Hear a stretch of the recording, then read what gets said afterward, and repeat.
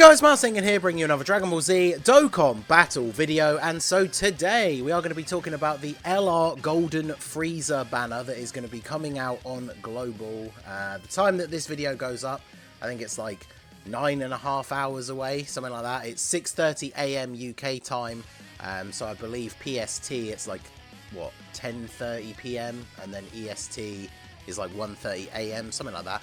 Obviously with Global nowadays, it tells you in your local time when the banner is going to be in the game. But yeah, we are getting the legendary summon banner for Golden FRIEZA. Just like Janemba last year, this guy got completely displaced in the schedule and is now releasing in kind of a weird spot, like outside the schedule, right? This is he's not part of, he's not the part 2 LR for the Resurrection of F Blues anymore. He's just kind of coming as, I'm guessing it's going to be in the news as like part 2 of the New Year celebration or something, I don't know. But yeah, we're finally getting LR Golden FRIEZA. So this is a unit that for me personally, I've been waiting quite a while for, because obviously I do love the Wicked Bloodline team after all the crazy buffs from the Worldwide celebration. And I know a lot of other people have been looking forward to this unit as well. So we're going to talk about the banner in general, the overall value, some of the other stuff that Global is bringing. We'll start off by talking about the unit a little bit.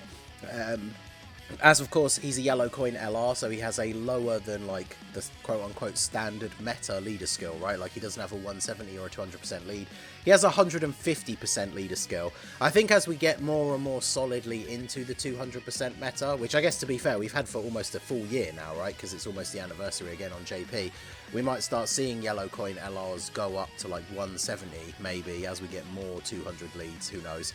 But he leads Resurrected Warriors and Planetary Destruction for 4 key and 150. So, I mean, both of those haven't had new updated leads for quite a while, I'm fairly sure. Planetary Destruction, I think the only main lead is still Broly. Interesting combination of categories. You definitely can make an interesting team out of it. I might do like a randomizer team video for him just to see, obviously, if I pull him, which I will be trying to do, but interesting leader skill. But like I said in the intro when I was talking about how I've been waiting for him, I feel like most people are probably going to be using him on like a Wicked Bloodline team. Obviously he's on transformation boost, so he's on these very good teams, movie bosses, right? Terrifying Conquerors, movie bosses, transformation boost with like LR, STR Cooler, LR Metal Cooler. This is kind of like the main place that people are excited to use him, right? So his 12 key super, he raises attack for 1 turn, does colossal damage, lowers attack and defense. His 18 key, he raises attack and defense for 1 turn and does mega colossal. He has an entrance animation that has no condition, he just does it, which is good. He reduces damage received by 90% at the start of the turn, and then with each turn passed, he loses 10% damage reduction all the way down to, so it says no more than 60%, but we're talking about how much he loses. So once he's losing 60%, that means obviously he's going to have 30% damage reduction left, and that's with each turn that passes. So obviously as the event goes on and like gets longer and longer, his damage reduction does go down. So comparing him to like the AGL TUR Golden FRIEZA, for example, they're going to have the same kind of damage reduction on the first turn, but once you're like 6 or 7 turns deep into the event, this guy's obviously going to have a lot lower damage reduction. However, he gets 5 key, attack and defense 100%, so 5 key for an LR, obviously very useful. Additional attack and defense 100%, and launches an additional super when HP is 50% or more. So I mean, turn 1, he is like an unstoppable tank, right? Like 90% damage reduction. With that, he gets an additional 2 key and 50% defense, starting from the turn in which the character performs the 5th super attack. So this is kind of to counterbalance him losing a bunch of damage reduction, because 50% defense is a pretty significant buff, and he's still going to be rocking, even at his worst, 30% damage reduction. And then he gets an additional 2 key and 50% attack starting from the turn in which he receives the 5th attack. So I mean, you could easily get this in the first or second turn if you're going to be using him primarily as a tank. So getting the extra key and extra attack is obviously very nice. The main difference between him and the TUR Golden FRIEZA is the fact that this guy is going to obviously absolutely dwarf the damage that the TUR one does.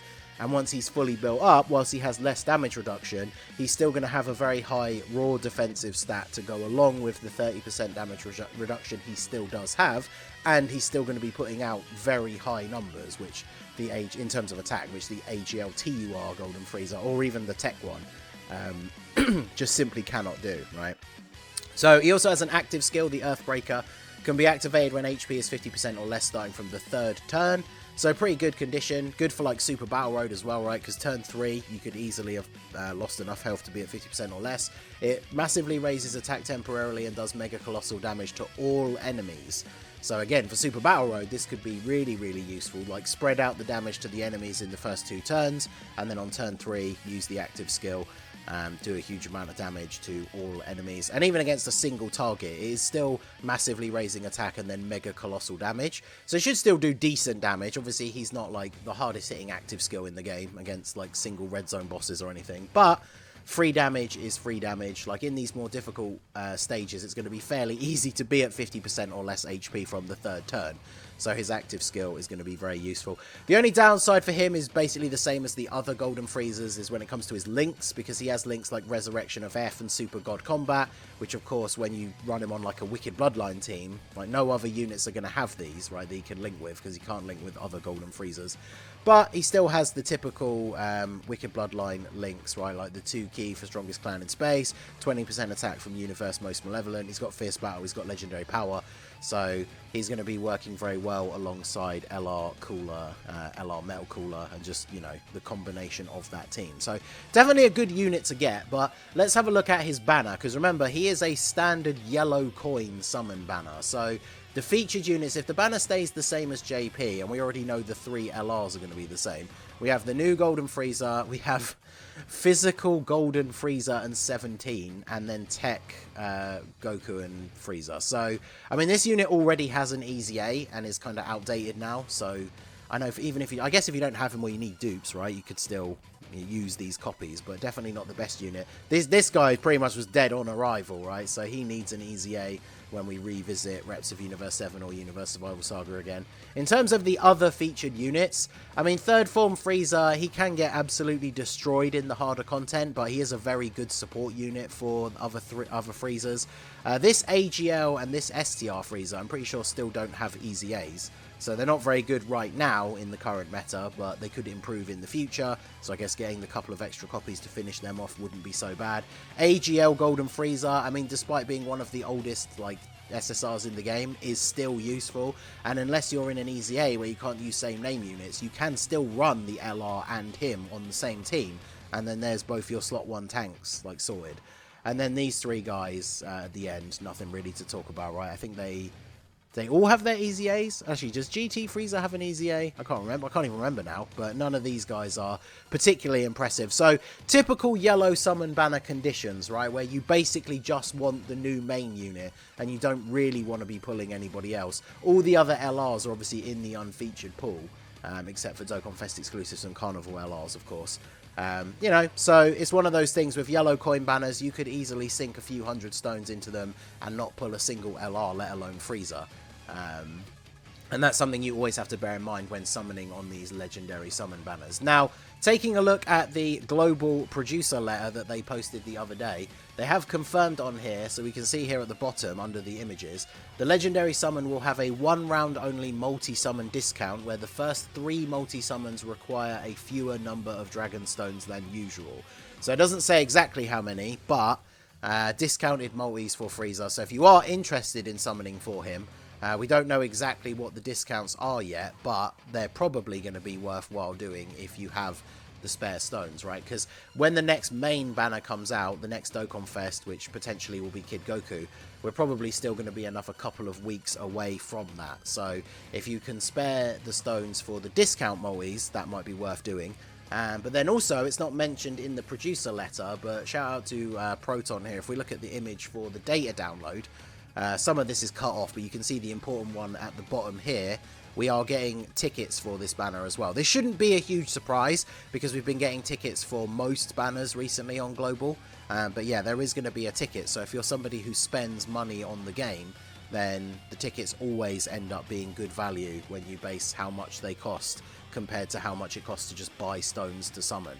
So the legend, and usually these tickets come with like orbs and skill orbs and meat items and stuff like that. So if you spend money on the game, the tickets are definitely worth it. So overall, I think my general advice when it comes to legendary summon banners is kind of what I say a lot in these summon or skip videos. Unless you're a whale or somebody who just really, really wants this unit and you've been waiting to summon for them, like regardless where they come out, this is probably a skip if you're like free to play or a low spending player, right?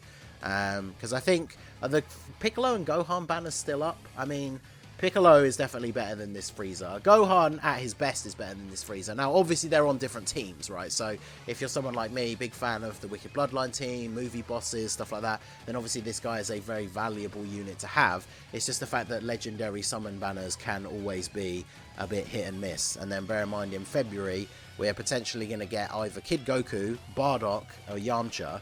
And then for the part 2 for February, we should get the Carnival LR Hachiak movie Goku. That's like the Battle of Wits leader. And Global should be getting the Carnival coin exchange for when that banner comes out as well. So if you want to pull like a ton of LRs and a really good Super Saiyan Goku that's going to support a lot of your super class teams, then that banner that's coming up very soon is going to have much more value than this one. So I would say for most people, if you're free to play or you only spend a little bit, it's a skip. If you're kind of in the middle, like you spend a medium-ish amount, the ticket pack's worth it. Maybe do the discounted multis at the beginning.